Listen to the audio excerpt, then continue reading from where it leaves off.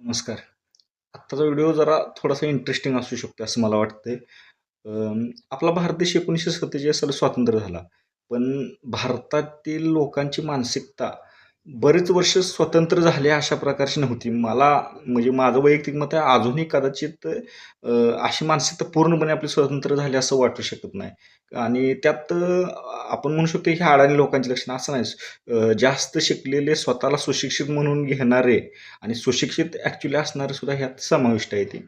म्हणजे आपली एक मानसिकता अशी झाली की आपल्या खरेदीच्या बाबतीत की वेस्टर्न प्रोडक्ट बाहेरच्या देशातलं प्रोडक्ट म्हणजे उत्तम दर्जाचं आणि भारतीयांचं प्रोडक्ट म्हणजे कमी दर्जाचं.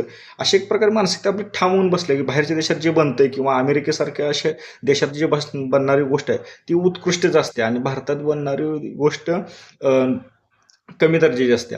हे 100% खरंच आहे आणि 100% खोटंच आहे असं नाही. ते काही अंशी खरं असेल, पण असं नाही ना ते पूर्णपणे कायमच भारतात बनणारी गोष्ट कमी दर्जाची असू शकते. आत्ता हा विषय याचं कारण म्हणजे कालच झोहो कॉर्पोरेशनचे मालक श्रीधर बेंबू तुम्हाला हे माहीत असतील आता मागच्या महिन्यातच त्यांची खूप चर्चा होती. त्यांचं ते आरती ॲप WhatsAppला टक्कर देणारं ॲप म्हणून भरपूर चर्चा झाली. भरपूर डाउनलोडिंग झालं, पण आता त्याचा वापर मी हे करत नाही आणि कदाचित मला वाटतंय की तुम्ही सुद्धा करत नसशीला. फक्त डाउनलोड डाउनलोड करून मोबाईलमध्ये असेल किंवा एखाद्या वेळी अनइन्स्टॉल पण केलं असेल. त्यांनी काल का परवा एक ट्वीट केलं, की त्या ट्वीटमध्ये ते असं म्हणतात की आपल्या भारतीयांची मानसिकता आहे ती हार मानण्याची मानसिकता आहे. म्हणजे आपण गुलामीत इतकी वर्ष राहिल्यामुळे ते आपल्याला सवय लागल्या, की आपल्याकडची गोष्ट किंवा आपल्याकडे एखादं काम जे उत्कृष्ट दर्जाचं होऊ शकतच नाही, असं आपल्या लोकांना वाटतंय. त्याने त्याला एक्झाम्पल त्यांनी चीनचं दिलं. चीननं 100 वर्षे गुलामीत काढली. आपण 150 वर्षे काढली. चीनने साधारण 100 वर्षे काढली. तरीही त्यांनी त्यातनं प्रगती केली आणि त्यांनी स्वतःच्या प्रोडक्टला त्यांच्या स्वतःच्या देशात तयार होणाऱ्या प्रोडक्टला ते प्राधान्य दिलं. आपण ते भारतीय म्हणून ते देत नाही.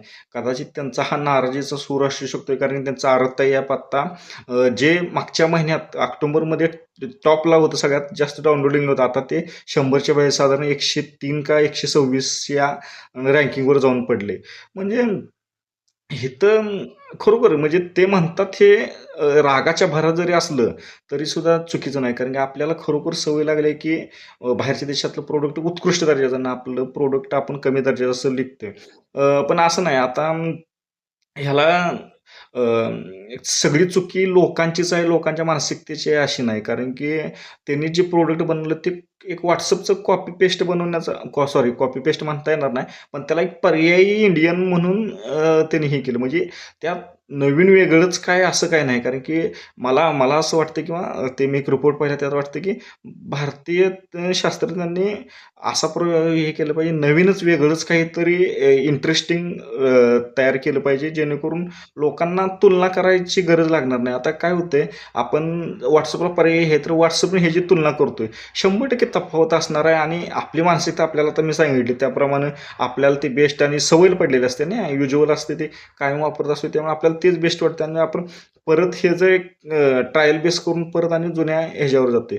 पण असं नाही. आता भारतात एक जबरदस्त यशस्वी ठरलेलं तंत्रज्ञानाच्या बाबतीत असं मला वाटतं की यू-पी-आय.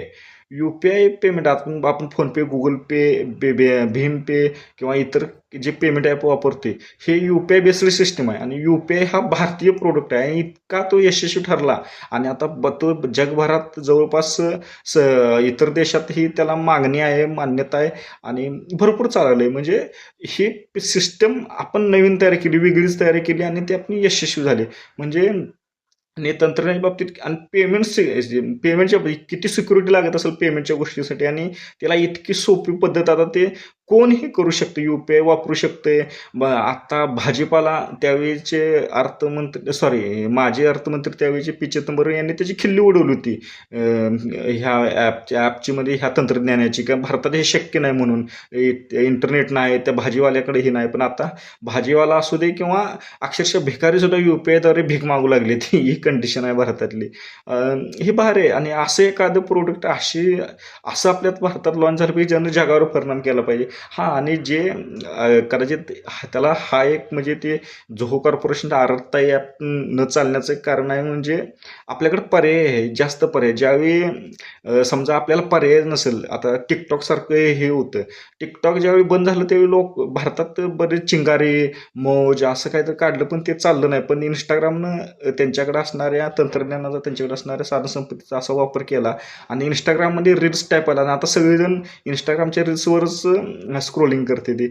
म्हणजे नवीन काहीतरी असं बंद झाल्याशिवाय नवीन चालू होत नाही. आता ते आपल्याला पर्याय आहे म्हणून आपल्या शासकीय ती शासनाची ती कमजोरी आहे, की त्या अशाच कुठल्याही गोष्टी मनात आल्या, की बंद करू शकत नाही किंवा हे चालू करू शकत नाही.